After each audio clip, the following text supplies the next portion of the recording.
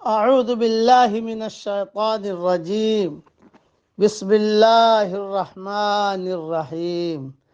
سورہ قاف کی 3 آیتیں پڑھ رہا ہوں۔ آیت نمبر 16، آیت نمبر 17، آیت نمبر 18۔ وَلَقَدْ خَلَقْنَا الْإِنسَانَ وَنَعْلَمُ مَا تُوَسْوِسُ بِهِ نَفْسُهُ وَنَحْنُ أَقْرَبُ إِلَيْهِ مِنْ حَبْلِ الْوَرِيدِ۔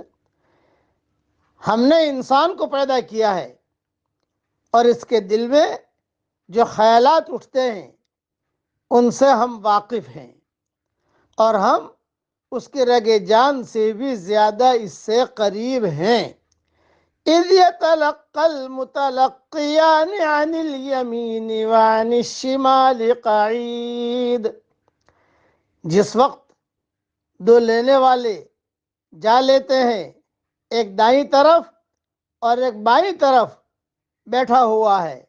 ما يلفظ من قول الا لديه رقیب عتید۔ انسان منہ سے کوئی لفظ نکال نہیں پاتا مگر کہ اس کے پاس نگہبان تیار ہے۔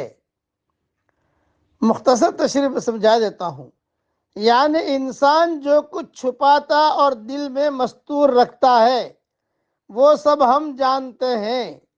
وسوسہ دل میں گزرنے والے خیالات کو کہا جاتا ہے، جس کا علم اس انسان کے علاوہ کسی کو نہیں ہوتا، لیکن اللہ ان وسوسوں کو بھی جانتا ہے۔ اسی لیے حدیث شریف میں آتا ہے کہ اللہ تعالیٰ نے میری امت سے دل میں گزرنے والے خیالات کو معاف فرما دیا ہے، یعنی ان پر گرفت نہیں فرمائے گا جب تک وہ زبان سے ان کا اظہار یا ان پر عمل نہ کرے۔ بخاری شریف میں یہ حدیث ہے۔ اس لیے صرف یہ ذہن میں رکھنا، ہمارے ذہنوں میں جو پلاننگ چل رہی ہے یا ہمارے خیالات جو ہیں وہ سارے کے سارے اللہ کے یہاں ریکارڈ ہو رہے ہیں۔ کئی چیزیں ایسی ہیں جو فرشتوں کو بھی پتہ نہیں ہوتی۔ ہاں، دل میں خیال آیا، کتابوں میں لکھا ہے، دل میں خیال آیا اچھے کام کا تو خوشبو نکلتی ہے، فرشتے سونگھتے ہیں، فرشتے سمجھ گئے کہ اس نے نیکی کا ارادہ کیا ہے۔ دل میں خیال آیا برے کام کا تو بدبو نکلتی ہے، فرشتے سونگھتے ہیں، فرشتے دور ہو جاتے ہیں، وہ سمجھتے ہیں کہ اس نے برے کام کا ارادہ کیا ہے۔ اللہ کے یہاں ریکارڈ ہو رہا ہے، اس لیے خیالات کی بھی حفاظت کیجئے، وسوسوں کی بھی حفاظت کیجئے۔ اگرچہ اس پر پکڑ نہیں ہے لیکن کبھی کبھی آدمی اس گناہ کو کر بیٹھتا ہے، تو اس لیے اللہ تعالیٰ گناہ پر پھر پکڑ کرتا ہے۔ اس کا خاص خیال رکھیے۔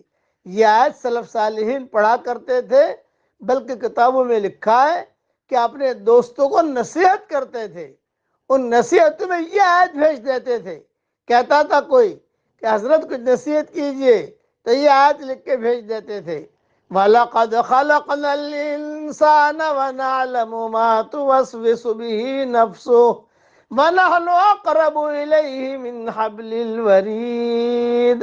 بولے اس میں ساری کی ساری نصیحتیں ہیں، اور پھر آخر میں لکھتے عقل مند کے لیے اشارہ کافی ہے، العاقل یکفیہ الاشارہ۔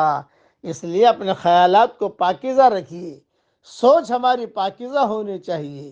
علماء نے لکھا ہے آدمی اپنی بیوی سے صحبت کر رہا ہے اور خیال میں دوسری کوئی عورت ہے، تو اب کر رہا ہے اپنی بیوی سے صحبت اور خیال میں کوئی دوسری عورت ہے، تو اللہ کے یہاں یہ زانی شمار ہوگا، اس لیے کہ اس نے اپنے خیالات میں دوسری عورت کو رکھا ہے۔ عورت اپنے شوہر کے ساتھ لیٹی ہوئی ہے لیکن خیالات دوسرے مرد کا کر رہی ہے، تو وہاں تو خیالات پڑھے جاتے ہیں نا، وہاں تو کوئی چیز چھپی رہتی نہیں ہے۔ دنیا والوں کے ہیرا پھیری سے سمجھا دو، دنیا والوں کے سامنے چالاکیاں کر لو، وہاں تو چالاکیاں نہیں چلتی۔